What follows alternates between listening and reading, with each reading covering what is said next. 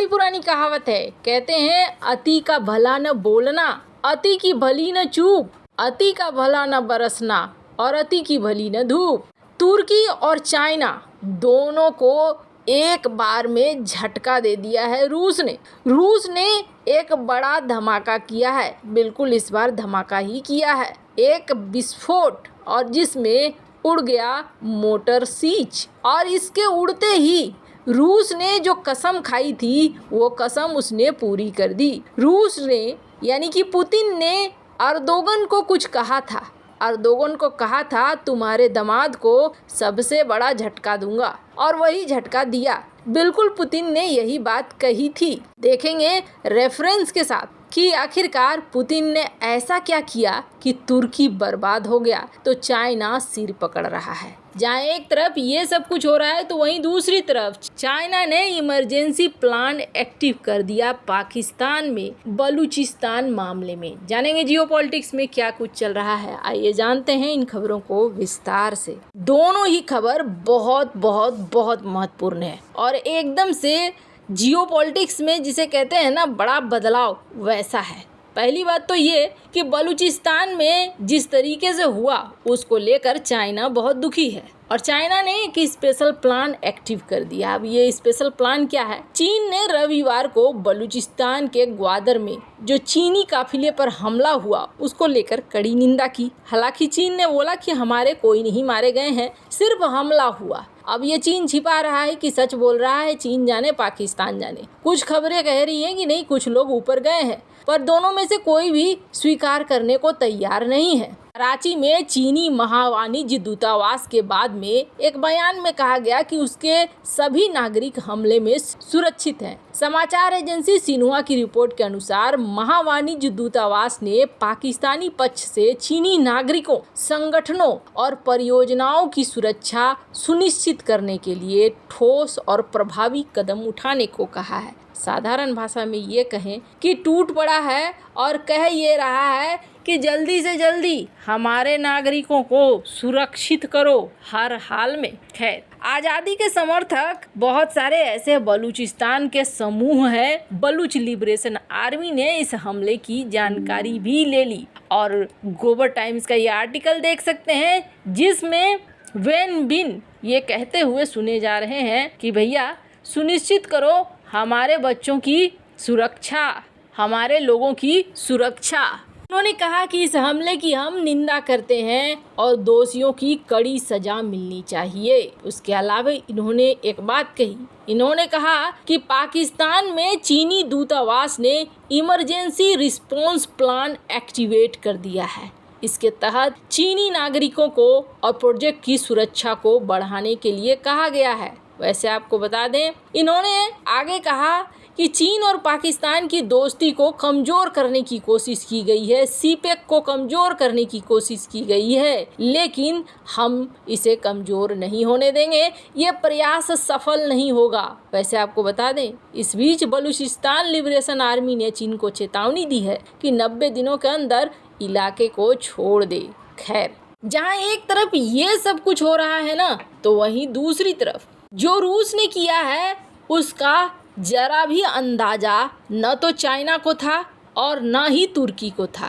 China कैसे इस मामले में घसीटा गया आपको बताएंगे, पर पहले तुर्की की सुन लीजिए। तुर्की ने चौधरी बनते हुए यूक्रेन को बख्तियार ड्रोन दिए। हालांकि अर्दोगन को उस वक्त पुतिन ने समझाया था, फिर भी बख्तियार ड्रोनों ने, टीबीटी ड्रोन्स ने बहुत ज़्यादा हानि पहुंचाई रूस को और रूस ये हानि सहता चला गया। रूस जब ये हानि सह रहा था तो उसने तुर्की से संपर्क साधा और तुर्की से संपर्क साध कर ये कहा कि इसे रुकवाओ, जिस पर हो सकता है कि अर्दोगन ने ये कहा होगा कि कंपनी है, बिक रहा है, बिकने दो। दरअसल बात क्या है? बात यह है कि TB2 ड्रोन जो बाइकर कंपनी बनाती है और उसके जो मालिक हैं सेलुक बैराक्तर, ये दामाद हैं अर्दोगन के। इनकी एक बेटी की शादी इन्हीं से हुई है। तो दामाद बेच रहा था यूक्रेन को TB2 ड्रोन्स, और न सिर्फ TB2 ड्रोन्स बल्कि कुछ डील भी हुए और इस डील के तहत 69 मिलियन का कॉन्ट्रैक्ट मिला था TB2 ड्रोन्स का, जिसे इन्हें कंप्लीट करना था और देना था यूक्रेन। इसके अलावा भी बहुत सारे डील चल रहे थे यूक्रेन के साथ। तब जाकर रूस ने ये कहा था, यानी कि पुतिन ने ये कहा था कि देखो हमारी दोस्ती है, हम एक दूसरे का सम्मान करते हैं, लेकिन तुम्हारे दामाद को यूक्रेन वाला मामला भारी पड़ेगा। ये शब्द बताए गए हैं एकदम यूं ही। एक शख्स है सिक्योरिटी और डिफेंस एनालिस्ट कोगान। स्क्रीन पर आपको एक छोटी सी क्लिप दिख रही होगी, ये जो है ये कटी हुई, इसमें आप पढ़ सकते हैं। इसमें ये कहा गया कि हमारी दोस्ती के बावजूद हम एक दूसरे का सम्मान करते हैं, इसके बावजूद ये तुम्हारे दामाद को भारी पड़ेगा। क्या भारी पड़ेगा? जो मदद कर रहे हो तुम TB2 ड्रोन्स देकर। अर्दोगन ने उस समय हल्के में ले लिया होगा, लेकिन अब हल्के में नहीं लेगा, क्योंकि रूस ने एग्जाम्पल सेट कर दिया। अचानक से जेलेंस्की 6 अगस्त को दौड़े आते हैं यूक्रेन के राष्ट्रपति और कहते हैं मिसाइल और ड्रोन से हमला हुआ है यूक्रेन में कई जगह पे, 6 लोग मारे गए हैं। इसके अलावा व्लादिमीर जेलेंस्की ये कहते हैं कि जापोरिजिया में मोटर सीज की एक फैसिलिटी थी, वो भी तबाह हो गई है। ये खबर सुनकर तुर्की के पैरों तले जमीन खिंच जाएगी। क्यों? क्योंकि आपको बता दें, जो तुर्की के अर्दोगन के दामाद हैं, उनके 2 ड्रोन के बहुत सारे ऑर्डर हैं, अकिंसी, किजलेमा और TB2। इनके जो इंजन बनते हैं ना, वो इंजन मोटर सीच ही बनाता है।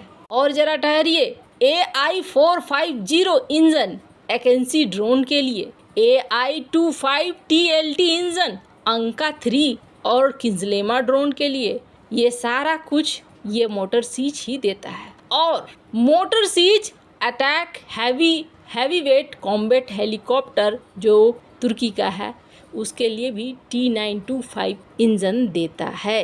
अब ये खुद मान रहे हैं, जो डिफेंस एनालिस्ट हैं वो खुद ही कह रहे हैं कि हम समझ रहे हैं कि रूस ने हमें तुर्की को एक मैसेज भेजा है मोटर सीच को तबाह करके। खैर, सिर्फ तुर्की नहीं, चाइना भी इस समय परेशान है। क्यों परेशान है? ये वही मोटर सीज कंपनी है जिसका 50% से ज़्यादा शेयर एक समय चाइना ने अधिग्रहण करना चाहा था। और वो वक्त था जब अमेरिका और रूस दोनों एक साथ आ गए थे और दोनों ने यूक्रेन को कहा था इस डील को कैंसिल करो। तब यूक्रेन ने मोटर सीज को कहा था, दबाव बना दिया था, इसे सरकारी हाथे में ले लिया था और कहा था कि इस डील को कैंसिल कर दो। मोटर सीज इंजन बनाने वाली टॉप की कंपनी है यूक्रेन की, और इसे ही हथिया लेना चाहता था चाइना। खैर, चाइना के भी बहुत सारे इंजन मोटर सीज देता है, इसलिए ये जो बम गिरा ना, ये बम न सिर्फ तुर्की बल्कि चाइना पर भी बरोबर गिरा है। खैर, इन सब मामले में